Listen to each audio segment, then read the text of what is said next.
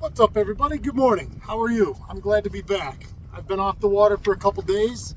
I'm back out this morning with my buddy Don, and we found enough fish to make it an interesting morning. We started jigging the channel off of 130, and Don picked one up right away, pulling a hammer rig behind us as we were drifting. And we come up on the edge of the pancake on the south edge where it went from 24, 25 all the way up to 10 at the way the drift was pulling us. And we found the first drift right up on top, 10 foot of water. And the walleyes were mixed with sheephead, and we went every other for a while. Walleye, sheepy. I'm gonna make this quick though because the wind's blowing and that's why we haven't done any filming yet this morning because of the audio. But we switched back and forth between the two of us, between a jig and wrap style bait and a blade bait, and we caught fish on all of them. We've had perch, about 500 gobies.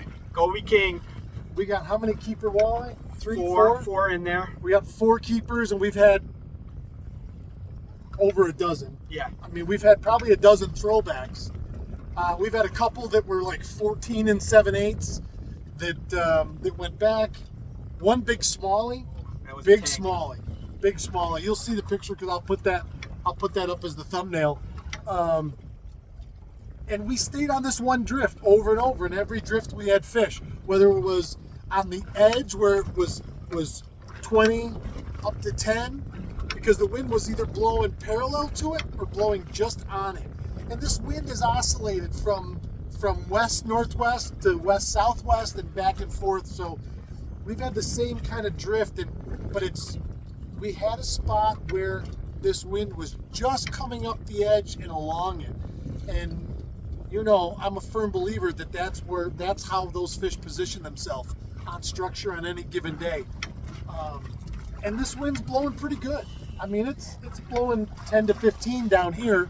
Now, I don't know what it's blowing. I've been waiting to hear from my friends up on Lake Ontario because they had a pretty gnarly wind forecast yesterday, today, tomorrow. They were talking about 10 footers up there.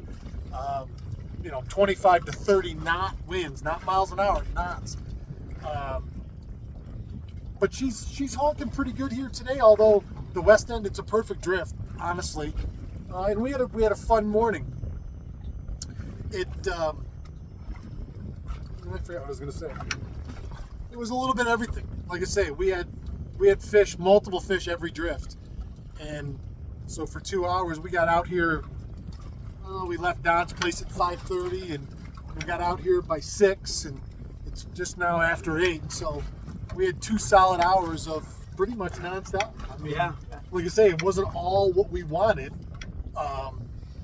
But boy, we had a couple sheepshead that They're so fun to catch. they're a lot of fun, and they did it right. Like they're not shy. I mean, I had one take that glow goby, almost took the rod out of my hand when he took it, and I had the perfect walleye bite today.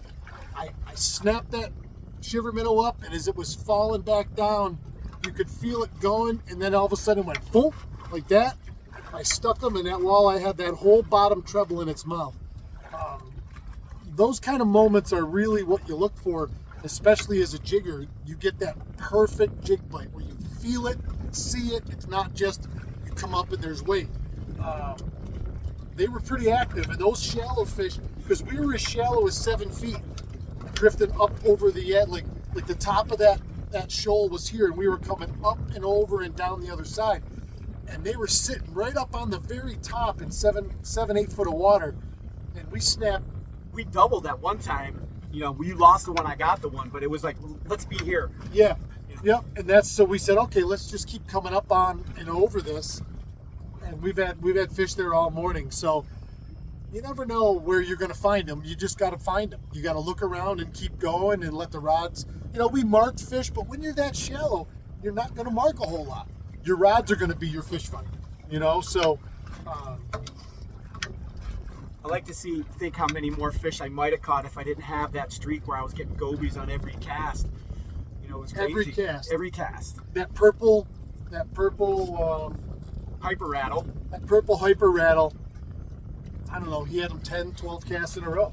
anywhere from that big to some of the big ones that were 4 or 5 inches. And we were talking, so Jake from Cornell last year, he's not with Cornell anymore, but he was out doing the angler surveys, and he told us last year that they'd never seen a goby in this lake over 3 inches. That's not true anymore.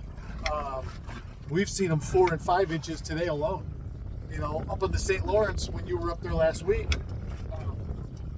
you know, you get them up there up to 8 inches. Yeah. You know? Size. Yeah. And this guy caught up. He got the 30 club. He jigged up a St. Lawrence River walleye last week with our good friend Terry Wicks. They were up there off Cape Vincent, and you had how many? You landed the one, you lost another one, or 2 more? Yeah, I lost 2 more. Yeah. But I'm in the dirty 30 club now. Yeah. Yeah, so that's a big deal. I can't wait to get up there. Hopefully I'll be up there by the end of the month on the weekends and get into some of those smallies and those big walleyes. So, all right, everybody, we're going to get out of here. I got to get moving, and you guys have a great day. I don't know what day it is. It's hump day today, right? It's hump Wednesday. day. Awesome. Have a great week. Have a great day. I'll see you tomorrow. And as always, Keep your tip up. keep your tip up.